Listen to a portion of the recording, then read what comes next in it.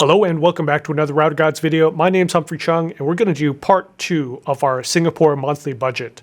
Now I wasn't planning on doing a part 2, but I got a couple emails and YouTube comments from people who wanted to know my incoming money, things like what fees and what taxes are taken out of your paycheck, are any taxes taken out of your paycheck, and so we're going to cover that in this video. So just to recap, in the last video, we totaled up our essential items like transport, daily groceries, daily food, not counting the splurging, our rent, our internet, that type of stuff. And we came up with what we call our essential budget. So our day-to-day budget multiplied over the month is around 4,000 Singapore dollars. Now that is for me, that is for my lifestyle. Of course, yours will be different, right? It includes things like, reasonable meals, eating out. Sometimes you can splurge. So I call this essential, right? You're still having some fun, but that's what you need to spend. And then the dining out with your friends, the alcohol, the fun part of living in Singapore, we estimated to be 1,000 Sing. When you add that up, we call this the realistic budget, right? So we have the essential is 4,000. The realistic budget is 5,000 per month as an expat with my lifestyle. What is my incoming money? Because to compute a budget, you need to know how much you have coming in, how much you're coming out. Are you running a surplus? Are you running a deficit, etc.? Now, my incoming money, I'm not going to tell you that because that is private information and you probably shouldn't know it. But couple of things to realize here. It would be stupid to move over to Singapore from the US for less money, right? It would be dumb, right? So if I'm making, let's say, $200,000 a year in the US, you wouldn't move to Singapore for less than $200,000. It doesn't make sense because the costs are comparable. You can very easily find how much money a person makes or how much money that position makes by going to sites like Glassdoor, putting in a comparable city, so let's say San Francisco, and we'll do something like a pre-sales engineer, and you could put in the company, let's say Cisco. And let's just take a look here, pre-sales engineer, that is real low. That's probably not taking in our commissions and stuff like that. So multiply that by a couple. This number is closer. That number is closer right there. So take a look at that high. Even that is a bit low on a good year. So it's easy to find kind of the bracket that you're looking at, and then of course divide by 12 to get out the monthly income. Now in Singapore, your paycheck is definitely different than the US in terms of the withholding and the taxes. So in the US, you have a bunch of taxes taken out, reserved or withheld, and then at the end of the year, you do your taxes, and hopefully it comes out even. Hopefully you're not out of pocket. Now in Singapore, there are no deductions or withholdings taken out. If your monthly income is, let's say, 10,000, your take-home is going to be 10,000 minus any other things that we will talk about in just a second. You're going to look at your bank account and you're going to see it pile up like 50,000, 100,000. You're going to blink and you're going to have 100,000 Sing dollars in your bank account. You'll be like, wow, that's great. But remember, at the end of the year or when it comes tax time, you're going to have to pay that in one lump sum. So you're not getting away from your taxes, you're just delaying it. Okay, let's talk about the two main deductions, or not deductions, but the two main things that are taken out from your monthly paycheck if you're working for a large company, if you're an expat. The first is if you're working for a large company, you probably have some type of stock purchase plan, ESPP, Employment Stock Purchase Plan. The way this works is you contribute a percentage of your after-tax money.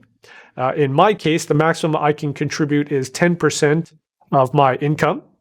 And that goes to a pot. And every 6 months, I buy stock at a discount.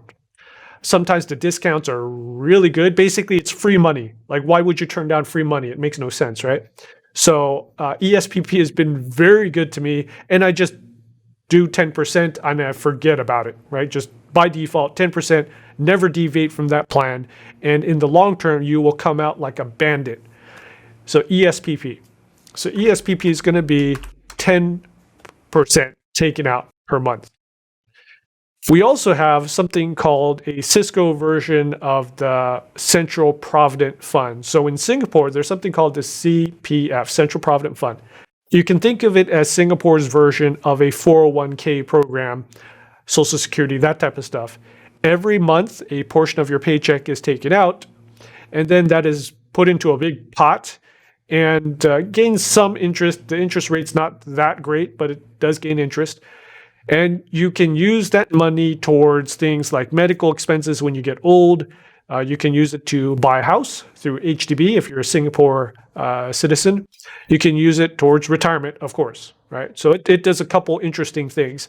It is, you can think of it as a much more advanced and socialized version of a 401k. Someone actually put some thought to it. Go figure. So Singapore citizens get the CPF. Now, me as a US expat, I don't get the CPF. I don't get the Singapore CPF.